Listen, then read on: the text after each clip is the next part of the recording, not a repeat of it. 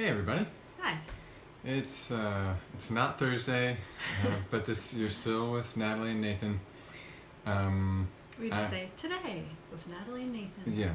Okay. Today with Natalie and Nathan. Anyway, I'm Natalie Christensen. This is Nathan and McTagg. Bound to happen. Yeah. Really, I'm Nathan and McTagg. This is Natalie M. Christensen. And we're from the Center for Emotional Education. And we do normally do a thing on Thursdays called Thursdays with Natalie and Nathan, where we share with you some about our work and tips that we have around emotions and processing and relationship and all that.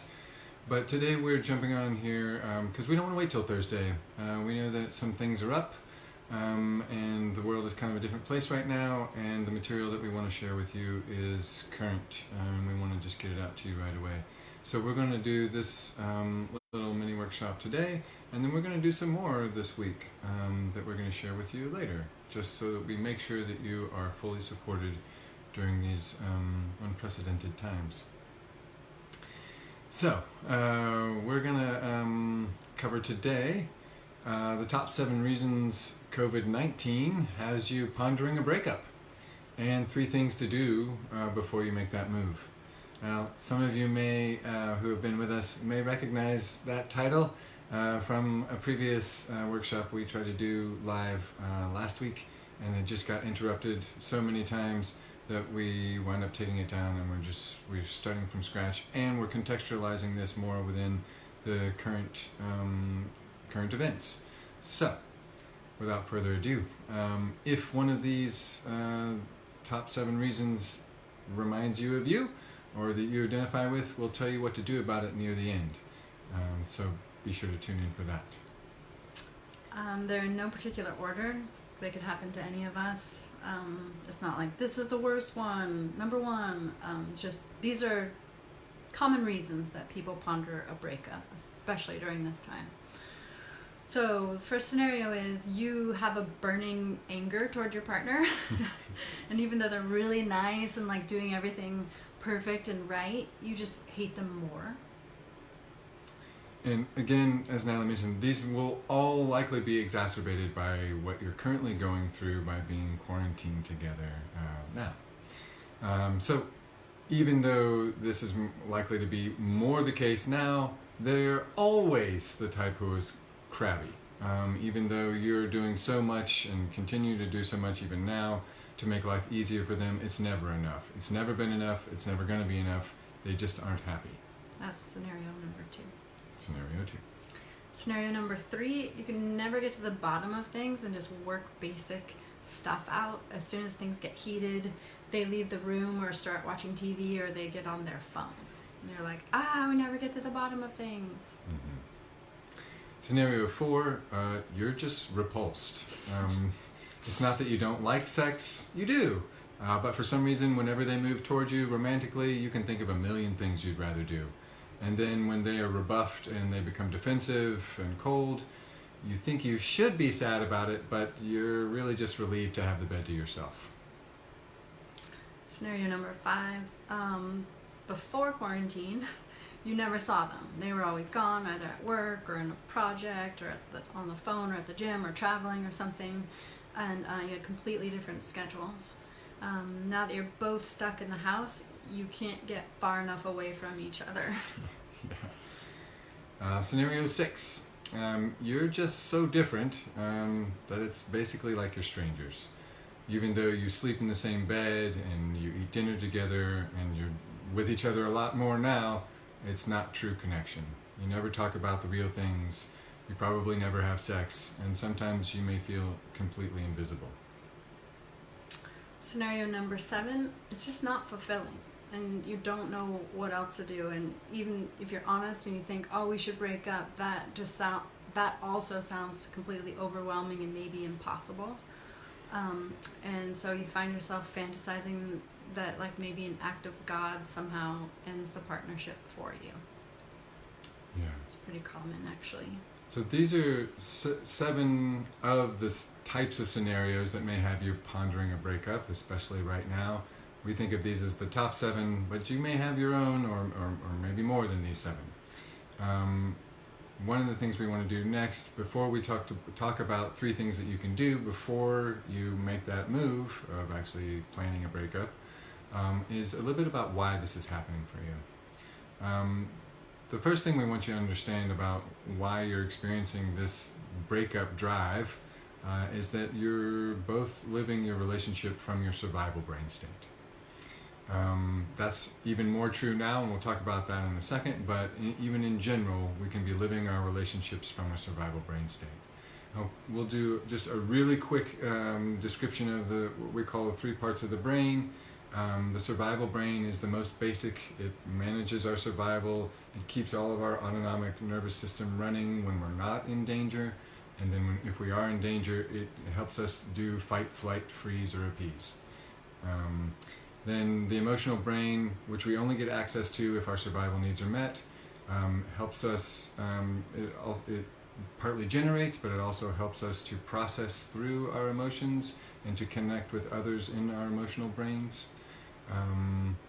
And only if and when our emotional needs are met, and the survival brain needs are met and the emotional brain needs are met, then we get access to our executive brain or intellectual brain. And that's where we do all of our learning and processing of ideas and logic and rationale, and where we can creative problem solve, where we are our most amazing selves, where we can manage ourselves the most, and control our impulses and think about others and empathize. So all of those qualities are only accessible when we have room to get to our executive brains. And if your relationship is in a place at the moment where you're pondering a breakup, again, we think it's because you're living that relationship from the survival brain, and it only does 4 things. The survival brain, aside from keeping your basic systems running, either does fight, flight, freeze, or appease. So in that first scenario where you're just hating them even though they're being really nice and doing everything right, that's a version of you being in a fight mode and them being in an appease mode. That scenario where maybe you're trying to bring up some topic to talk about that's important to get to the bottom of, and they get on their phone or leave the room, that's you in fight mode, we gotta talk about this, and them in flight mode. The scenario in which you're both just really busy and you have totally different schedules and you basically never see each other, that's both of you in flight. And certainly if that's been your relationship thus far, being pushed into a forced intimacy situation like quarantine, that strategy is failing, right? Because you can't get far enough apart. So you're probably going to toggle to a different survival strategy. So you were in flight, now you're probably going to switch to fight, and you're like, oh, it's really bad now. And that last scenario that we talked about, where it's just unfulfilling and you don't know what to do about it, and even breaking up sounds overwhelming, that can be a version of freeze, where you're just like, I don't know, I got nothing, I hope we get smote by God or something and it ends the relationship, I don't know what else to do. Mm-hmm. Yeah, so we just wanted to cover real quickly too a few of the reasons why you and or your partner are in a survival brain state. The first one is most of us did not get our needs met when we were kids, either our survival needs or our emotional needs or both. And so without those being met, we get wired to just respond to life from a survival brain state. Life feels like an emergency situation in general. And so when things get pressurized or actually just anything happens, our first go-to is to go into our survival brain and do fight, flight, freeze, or appease. There are a lot of us just living from that brain state simply because of our history.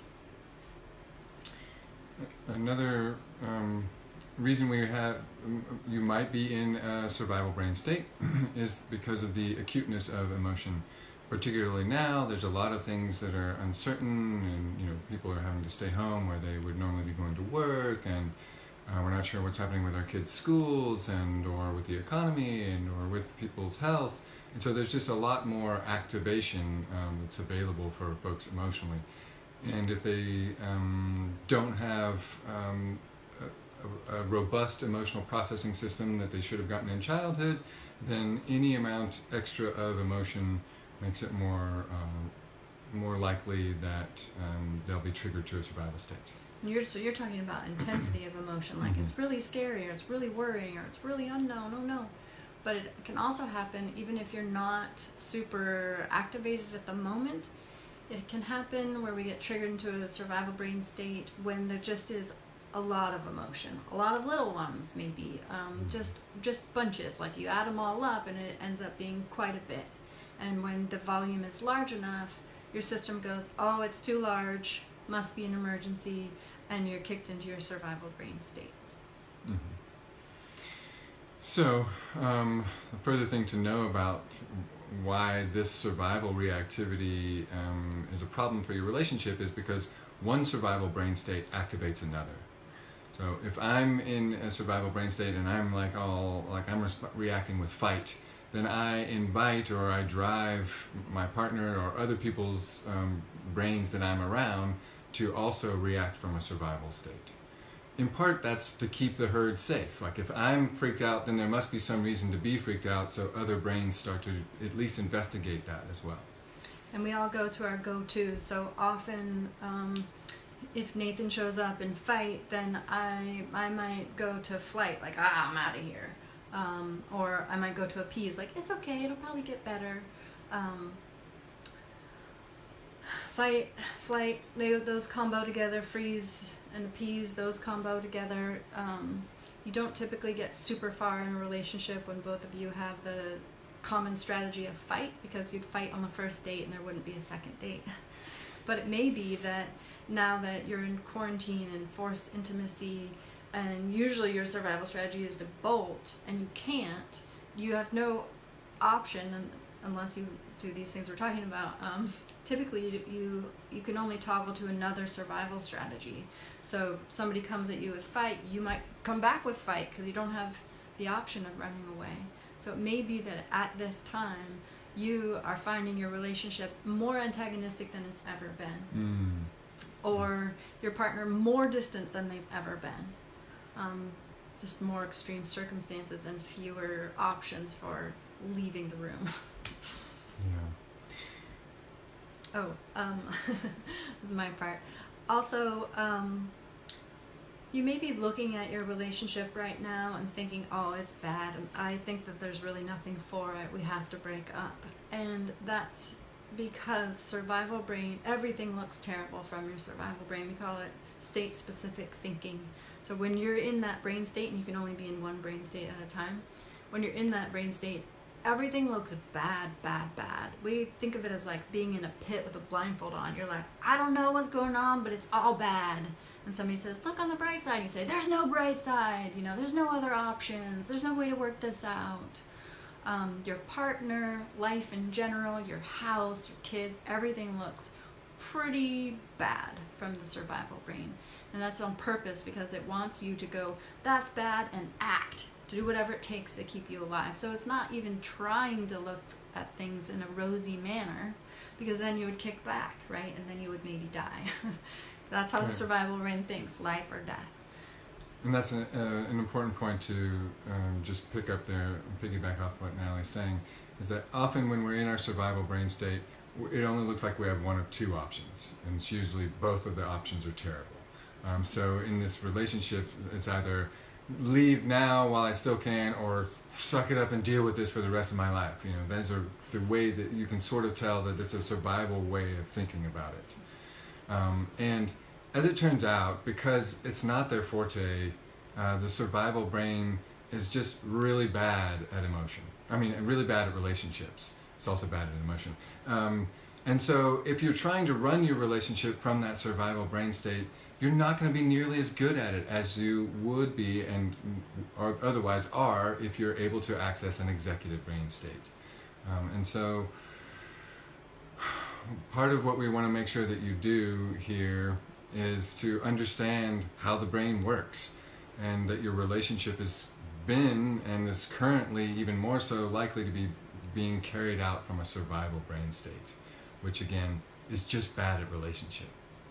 That's your number one. So like now we're talking about what to do about it. understand this, that it's like you're trying to make lace with 2 butcher knives, you know, like survival brains don't do these relationships well. So number one thing, as you just said, is recognize that the survival brain is active and running your relationship.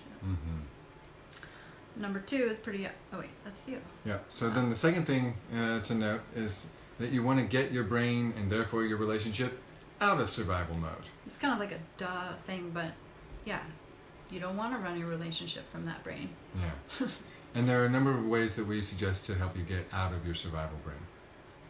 We think of a survival brain state as like a feral cat, you know, like a cat that's in the alley, it's, and you want to tame it, right?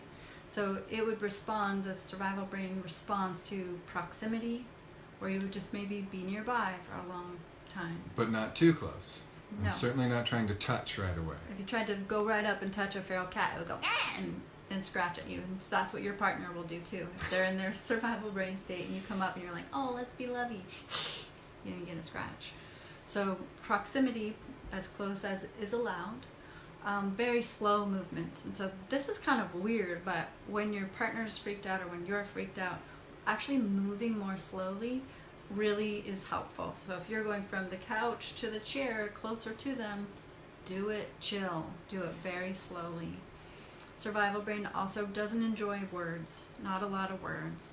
So they're saying stuff and they're ramped up and you say,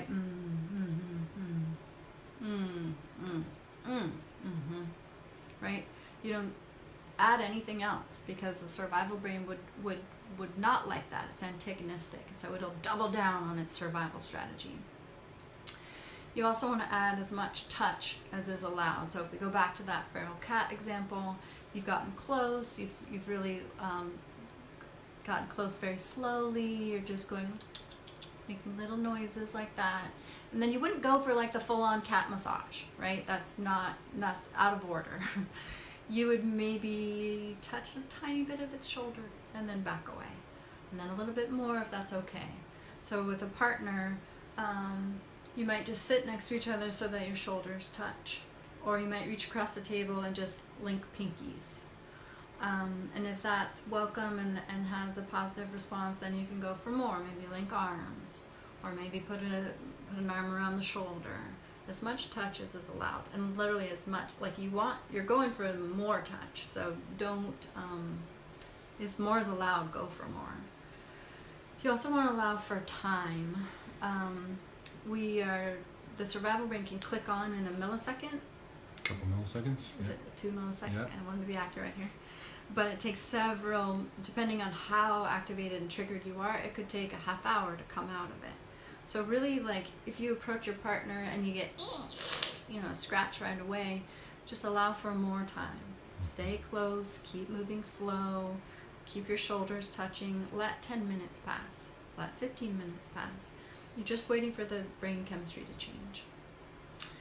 Yeah, and again, all of the things that Natalie described are in part to allow the brain to recognize that this is not a tiger chasing us kind of moment. This is not a fight it out kind of moment. This is a moment for us to do some emotional processing together. And so allowing for the time so that brain processing can shift, and allowing for the proximity so that we're signaling the right kinds of things, and moving slowly and quietly so that we're, again, signaling that it's safe to be with this emotion. Now, in terms of helping process the emotion, we would direct you to the video that we actually made. It's on our YouTube channel, which is the Center for Emotional Education on YouTube. And then the video is why we're so triggered, and/or there's another video we made called Emotional First Aid Kit for Coronavirus. Either of those take you through the process that we use and with all of our clients and that we teach all over the world now, to people for doing emotional processing. And then the idea with this is you start where they are, so, or where you are, and you're meeting each other in that present moment, and you're supporting each other to slowly but surely move up the up your way toward the emotional brain, or through the emotional brain toward the executive brain, so that then you can eventually actually do some troubleshooting and some problem solving and some strategizing together. So let's just give them an example. So like, for instance, if you're like, well, who's going to be with the kids? Because I have to go. No, I have to go. Right? So it's a topic, that's hot, and you don't have a solution in your head, and so you're both in your survival brain. You remember, we're in our survival brain. That's why this relationship's going poorly right now. You do these things, that proximity, slow movements, that kind of thing. And you're allowing for that brain state to feel safe. You can move into your emotional brain, connect around the emotions, check out those videos for that. And then you've bumped up into your executive brain. And that brain state can figure out who's with the kids while the other one works, and what makes sense, and how to combine your schedules, and how to do this quarantine that you don't know all the rules, blah, blah, blah, blah, blah, blah. You're going to have to do a lot of troubleshooting. And so this is how you go from survival brain into the brain state where you can troubleshoot those daily things, and also troubleshoot this partnership. Do you want to stay together? Do you want to break up? If you broke up, what would it look like? What could you do instead of breaking up? What do you need to make it so that this doesn't happen anymore? That would be stuff you would do from your executive brain. So we don't want you to just pop off and do a breakup from your survival brain, because it may not be what's right for your relationship. It's just what the survival brain is saying. Do it! Get out of here! Run! Yeah, so again, you may have one of these 7 reasons why you're currently pondering a breakup. You may be running your relationship from your survival brain, and you may want to understand how that brain is working and then support yourself to get through the survival brain state and into an emotional brain state where you can connect and process the emotion, and then move into an executive brain state, so that you can strategize or even think about how you want to hold space for whatever choices you want to make, together or apart. And then the third thing that we really suggest is that you actually get some help. Because changing your brain, working through brain states and learning to rewire so that you can have a relationship that is seated in the executive brain is not something that you can do easily on your own. The strategies your survival strategies that are your go-to ones, they're your autopilot, and they've been in place for as long as you've been alive. And so if we're going to ask your brain to, boom, on a moment's notice, turn and do a different strategy, one that's based on connection and one that's based on logic, it's not going to be automatic. You can't actually decide today, I'm going to do that that instead. You can get started. But your progress will be much swifter and more lasting if you're getting help to do it, because it's a brand new thing. And it's harder to learn Spanish on your own. It's harder to learn to rewire your brain on your own. You can do it. You can totally do it. And if that's what's right for you, absolutely. But it'd be easier if you had people like us or anybody else that you know to do this with. It'll go much faster and it'll last longer. Easier and faster. To that end, we're really motivated to help as many people as we can at this point in time, and we know that there's unprecedented numbers of people that are struggling with heightened emotion at this time, and we'd like to see partnerships survive or evolve into what would feel better for everybody. So for the next 30 days, we have a coupon basically to use to get a discount on our coaching packages. It's 25% off our 4 packages. We've got the Wade In, which is 3 calls, the Deep Dive, which is 12 calls, and then we have these 2 new offerings called the Plunge for newlyweds that are planning a wedding, to help them get their brains wired to have a partnership that feels good to them. And then the other, which is called the Synchronized Swim, which might be right for you. It's for partnership. There's calls with one partner with me, calls for the other partner with Nathan, and then calls with all of us together. So you can be doing this work to rewire your brains, and then we can get together to see what that looks like in partnership and help you guys set that up as your new foundation and your new safe way of being with each other. The coupon code is called ALIVE.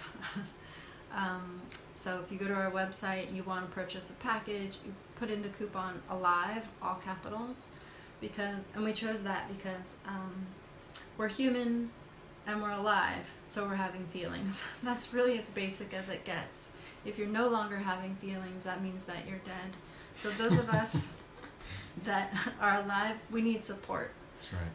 And so you don't have to be weird or in crisis in order for this to be right for you. You just need to be a human that is alive. Yeah. So again, that's 25% off of all of those introductory packages. The coupon code is just the word ALIVE in all caps. That's it. We'd love to hear about your relationships and what you're up against and how we can support you. Okay. We'll see you soon. Goodbye.